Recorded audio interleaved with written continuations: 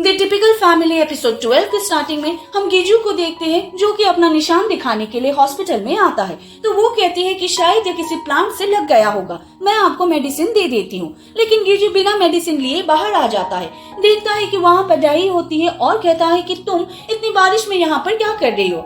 Die कहती है कि तुम्हारी मॉम ने सपना देखा था कि यहाँ पर बारिश होने वाली है, तो बस मैं यहाँ पर तुम्हें लेने के लिए आ गई और सोचा हम साथ में डेट पर भी चलेंगे। गिजू कहता है ठीक है चलो फिर हम डेट पर चलते हैं। फिर हम आयना को देखते हैं जो कि हाइरीन से बात कर रही होती है और उसे कहती है कि हमें तुम्हारी हेल्प की जरूरत है, तुम हमारे डांस क्लब में आ जाओ और मुझे पता है कि तुम स्कूल में डांस की प्रैक्टिस नहीं करती लेकिन तुम घर पर डांस की प्रैक्टिस करती हो, तो प्लीज तुम हमारी हेल्प करो। लेकिन हाइरीन मना कर देती है और वहाँ से चली जाती है। फिर हम डोंगी को जिम में देखते हैं, तभी वहाँ पर ग्रेस आती है और कहती है कि तुम्हारे लिए किसी को लेकर आई हूँ, तो वहाँ पर ह्योंगटे को लेकर आई हुई होती है। डोंगी कहती है कि मैंने तुम्हें कहा ना मैं किसी को डेट नहीं करना चाहती। ग्रेस कहती है कि यह मैं तुम्हारे लिए डेट के लिए लेकर नहीं आई हूँ, बल्कि तुमने कहा था ना कि जिम में तुम्हें और भी ट्रेनर की जरूरत है, तो ह्योंगटे हमारी हेल्प करेंगे और यह मेरे अंकल भी है। फिर डोंगी को देखते हैं, उसके पास जिहान आता है और उसे उसकी उड़ने वाली वीडियो दिखाता है और कहता है कि तुम्हें मुझसे शादी करनी पड़ेगी, अगर तुमने ऐसा नहीं किया तो मैं इस वीडियो को पोस्ट कर दूंगा। डोंगी कहती है कि शादी तो मैं तुमसे नहीं करूंगी, बाकी तुम जो करना चाहते हो तुम कर सकते हो।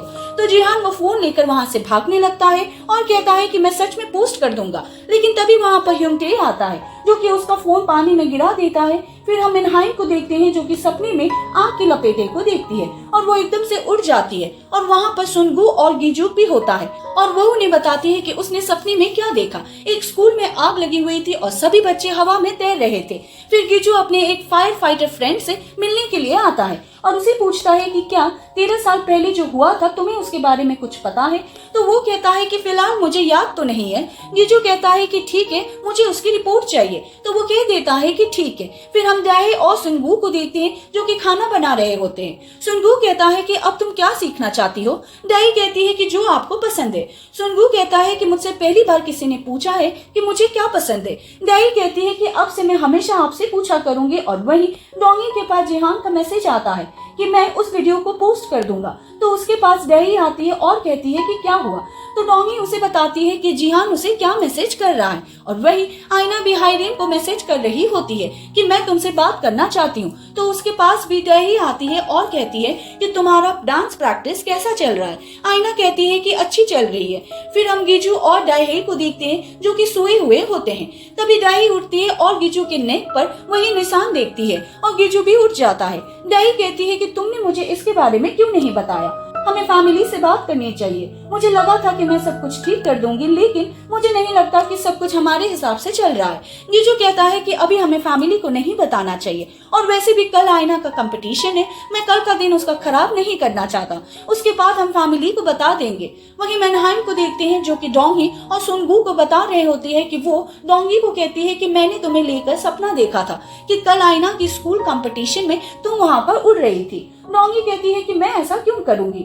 मैनहाइम उसे वहां पर जाने के लिए मना करती है लेकिन डोंगी कहती है कि मैं जाऊंगी और मैं वहां पर नहीं उड़ूंगी, मैं अपना फ्यूचर चेंज करूंगी और इस तरह से हम गिजू का फ्यूचर भी चेंज कर सकते हैं। फिर अगले दिन देखते हैं कि सभी लोग आयना के कंपटीशन में आए हुए होते हैं और वहां पर डाई की फैमिली भी होती है और डोंगी ह्योंगटे की तरफ देखकर स्माइल करती है और ह्योंगटे भी स्माइल करता है। वहीं डाई और गिजू भी कंपटीशन में आ रहे होते हैं लेकिन तभी गिजू के पास उसके फ्रेंड की कॉल आती है कि मुझे रिपोर्ट मिल चुकी है। गिजू डाई को बोलता है कि अभी मुझे एक इम्पोर्टेंट काम है, तुम आयना के स्कूल में जाओ, मैं जल्दी आ जाऊंगा। डाई कहती है कि ठीक है और गिजू वहाँ से चला जाता है। फिर डाई स्कूल में आती है। आयना कहती है कि डैड कहाँ पर है। डाई कहती है वो कुछ इम्पोर्टेंट काम के लिए गए हैं लेकिन वो जल्दी आ जाएंगे। आयना कहती है कि ठीक है। वहीं गिजू को रिपोर्ट मिल जाती है और डाई गिजू को कॉल कर रही होती है लेकिन वो कॉल नहीं उठा रहा होता है और वहां पर जिहान भी होता है जो कि डाई को देख रहा होता है और वही स्कूल में कंपटीशन स्टार्ट हो जाता है जहां पर बाकी स्कूल के बच्चे भी परफॉर्म कर रहे होते हैं और वहां पे डोंगी भी बैठी हुई होती है।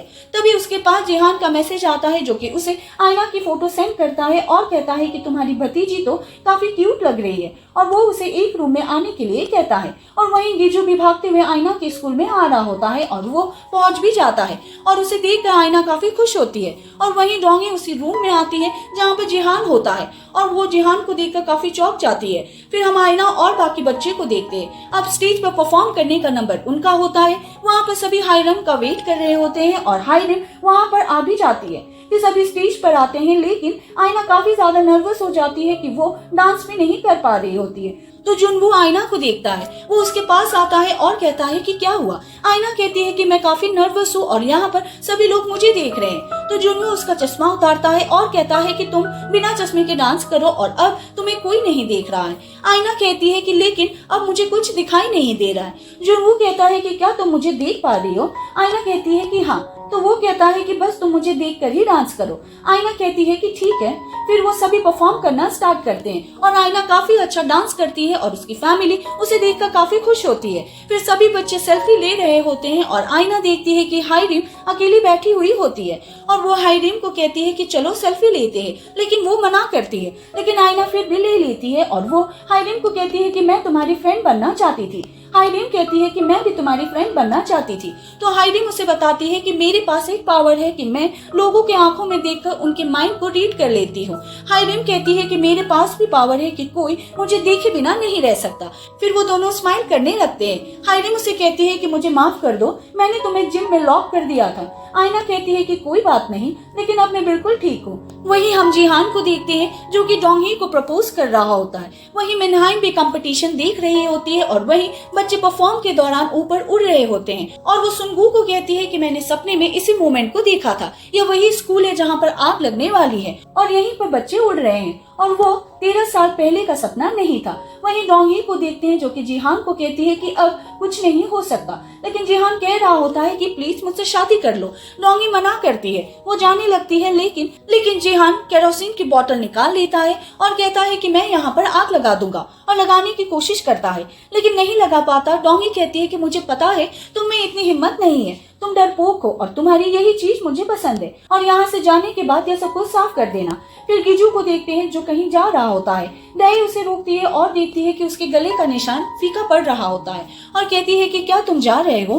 गिजू कहता है कि हाँ मुझे जाना ही पड़ेगा, लेकिन तुम यहाँ पर अच्छे से रहना और तुम्हें बिल्कुल भी रिग्रेट करने की जरूरत नहीं है, यह मेरा खुद का डिसीजन है। उसके बाद डैई और गिजू किस करते हैं और गिजू वहाँ से चला जाता है। और वहीं जिहान को देखते हैं जो कि रूम की सफाई कर रहा होता है, लेकिन वहाँ पर गलती से आग लग जाती है और जिहान कहता है कि मेरा प्लान तो यह नहीं था, यह तो गलती से हो गया। और वहीं सुनगू भी वहाँ पर फायर अलार्म बजा देता है और वहाँ पर काफी भगदड़ मच जाती है और डैई भी आयना को ढूंढ रही होती है और वहीं वो आग स्टेज तक भी पहुँच जाती है, लेकिन कर्टन ऊपर फंस चुका होता है। तो डोंगी उसे देख रही होती है और कहती है कि यह मेरा डिसीजन है और फिर डोंगी हवा में उड़ती है और कर्टन को नीचे उतारती है और डोंगी को वहाँ पर देखकर सभी काफी चौंक जाते हैं। और वहीं हायरिम और आयना दोनों भाग रहे होते हैं और रास्ता आगे से ब्लॉक होता है। हायरिम कहती है मुझे लगता है कि हम यहाँ पर मरने वाले हैं। आयना कहती है कि ऐसा कुछ भी नहीं होगा और उसे कहती है कि तुम यहीं पर रुको, मैं दूसरा रास्ता ढूंढती हूँ। और आयना वहाँ से चली जाती है और कुछ देर बाद वहाँ पर गीजू आता है। वो वहाँ पर हायरिम को देखता है और उसे पूछता है कि आयना कहाँ पर है। हायरिम कहती है कि वो दूसरे रास्ते की तरफ गई है। वहीं हम आयना को रूम में देखते हैं और वहाँ पर डैई उसे बचाने के लिए पहुँच जाती है। वो दोनों वहाँ से बाहर निकलने लगते हैं, लेकिन वहाँ पर काफी आग लग जाती है और उनके ऊपर कुछ गिरने ही वाला होता है। लेकिन वहाँ पर गीजू आता है जो कि उस चीज को रोक लेता है और उसे डैई को वहाँ से जाने के लिए कहता है, लेकिन डैई कहती है कि मैं तुम्हें अकेला छोड़कर यहाँ से नहीं जाऊंगा। गीजू कहता है कि तुम्हें जाना पड़ेगा, तुम्हें आयना की जान भी बचानी है। तो इस वजह से आयना को वहाँ से लेकर चली जाती है और गीजू उस चीज को ज्यादा देर तक नहीं रोक पाता, तब उसके ऊपर गिर जाता है और फिर गीजू पास्ट में आ जाता है जहाँ पर आयना का जन्म होता है और सियोन को देखकर कहता है कि तुमने ये मुझे मेरी लाइफ का सबसे बेहतरीन गिफ्ट दी है। और सियोन भी उसे देखकर स्माइल करती है और फिर गीजू उसी स्कूल के सामने आता है जहाँ पर आग लगी थी और अभी यहाँ पर उसे सभी देख पा रहे होते हैं और उसका सर उसकी तरफ देखकर स्माइल करता है और वो बिल्डिंग के अंदर चला जाता है, लेकिन उसके ऊपर छत गिर जाता है और वहीं ये जो कह रहा होता है कि मुझे किसी भी हालत में डैई को बचाना पड़ेगा और वो ऑक्सीजन सिलेंडर लेकर स्टोरेज रूम में आता है जहाँ पर डैई होती है और गीजू डैई को कहता है कि मैं तुम्हें कुछ भी नहीं होने दूंगा और वो उसे वहाँ पर रिंग भी पहनाता है और उसे वहाँ से बाहर लेकर आता है। वो वहाँ पे एयर बैग देखता है और उसे कहता है कि तुम्हें यहाँ से जाना पड़ेगा। दाई कहती है कि क्या मैं अकेली जाऊंगी? गिजू कहता है कि नहीं, मैं भी तुम्हारे साथ चलूंगा, लेकिन पहले तुम्हें जाना पड़ेगा। और वो दाई को बचाने के लिए ऊपर से नीचे धक्का दे देता है, लेकिन तभी बिल्डिंग में ब्लास्ट हो जाता है और गिजू की भी डेथ हो जाती है। फिर हमें कुछ साल बाद का सीन दिखाया जाता है। अब जिहान जेल में होता है और वहीं हम देखते हैं कि दाई का एक बेटा होता है जिसका नाम नूरी होता है, उसके साथ खेल रही होती है। वहीं हम गिजू के पेरेंट्स को देखते हैं जो कि गिजू के मेमोरियल प्लेस पर आए हुए होते हैं। वहीं ग्रेस देखती है कि डोंगी ह्योंगते को हवा में उड़ा रही होती है, तो डोंगी उसके पास आती है। ग्रेस कहती है कि मैं भी हवा में उड़ना चाहती हूँ।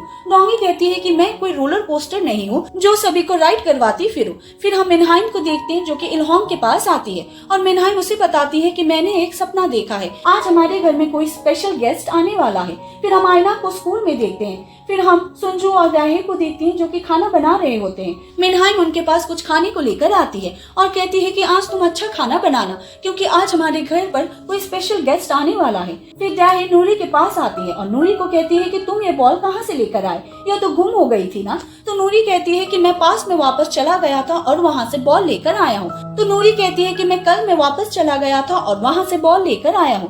तो दाई कहती है कि क्या तुम पास्ट में जा सकते हो? नूरी कहती है कि ये पास्ट क्या होता है?